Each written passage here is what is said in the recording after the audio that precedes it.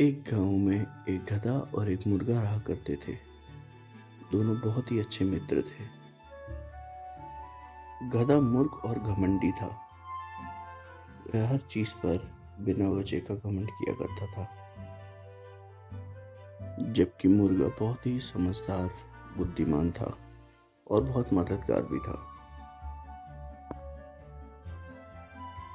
वह गधे को हमेशा समझाता रहता था, मगर गधा अपने ही मन की किया करता था।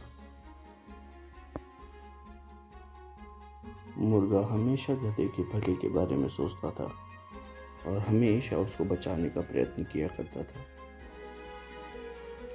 देखो दोस्त, जब भी तुम पे कोई मुसीबत आएगी, मैं आवाज़ देके तुम्हें सावधान करूंगा। तुम वहां से हट जाना और मुसीबत टल जाएगी।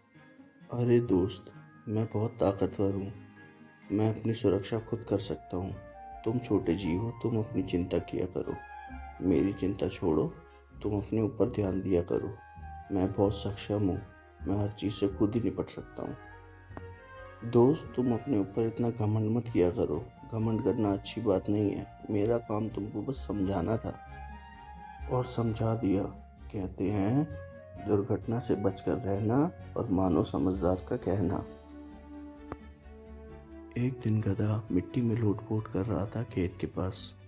तभी अचानक वह हरे खेत देखता है। उसका चरने का मन करता है और वो खेतों की तरफ चल देता है। थोड़ा आगे चलने के बाद उसे एक मोटा तगड़ा सांड दिखता है, जो कि वहां पहले से ही चल रहा था।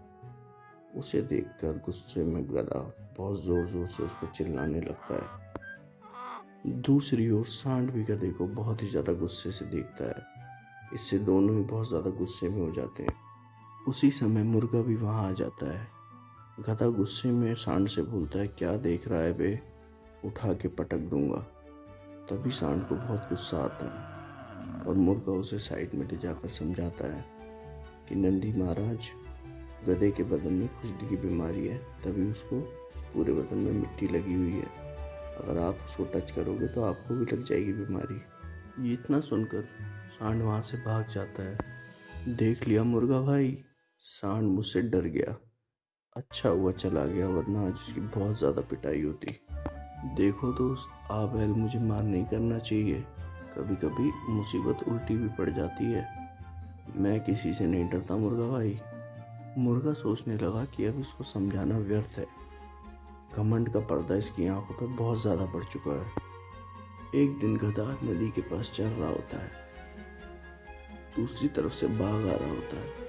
गधा उसे नहीं देख पाता, मगर ऊंचे स्थान पर बैठने की वजह से मुर्गा उसे देख लेता है। बाघ अपने शिकार के चक्कर में जंगल से गांव की तरफ आ रहा था, ताकि वह शिकार करके अपने लिए कुछ खाना जुटा सके। बाघ को देखकर मुर्गा जोर जोर से चिल्लाने लगता है और गधे के भी कान खड़े हो जाते हैं कि आखिर ये मुर्गा चिल्ला क्यों रहा है। मुर्गे की इतनी जोर से आवाज सुन के बाघ जंगल की तरफ वापस चला जाता है कि यह तो खतरे की घंटी है, अभी सारे गांव वाले आके मुझ पर हमला कर देंगे।